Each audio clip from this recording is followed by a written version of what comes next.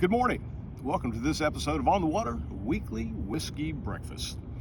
This week, I had a lot of time inside while on puppy detail training. And what I did with my time is what any red-blooded American man would do. I watched television. The one thing, though, that caught my mind more than anything else was the Little League World Series.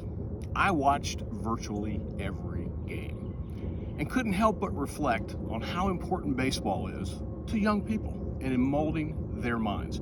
Athletics in general, actually, but specifically baseball.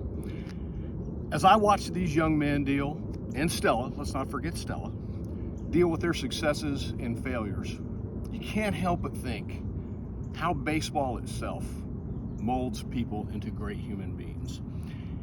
Baseball is a team sport, but it requires a tremendous individual effort. And if you are a stud, you're only successful 30% of the time. If you hit 300, you can be a Hall of Famer in the major leagues. If you hit 300 in high school, you'll get an opportunity to go to the next level. 300 in college, you'll get an opportunity to go to the next level. But that means you fail 7 out of every 10 times. And it's how you deal with this failure, how you deal with this adversity is going to determine what kind of future you're going to have. If you strike out, are you going to cry? You're going to whine? You're going to throw your helmet?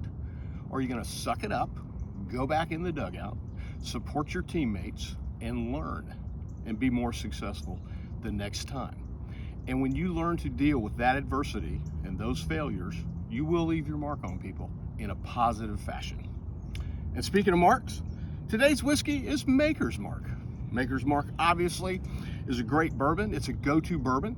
It's not very expensive, and I don't know of anyone that doesn't like it. It's smooth, it's mellow, and it's delightful. It's a great, great whiskey. And of course, Maker's Mark is the mark that Maker puts on their product to show pride in what they've crafted. Today's cigar is a Nicaraguan Cohiba. Now, as you know, Cohiba is a Cuban cigar, but because our nations failed to get along for a multitude of reasons, someone smuggled Cuban Cohiba seeds out to Nicaragua. This failure resulted in a pretty doggone good stogie.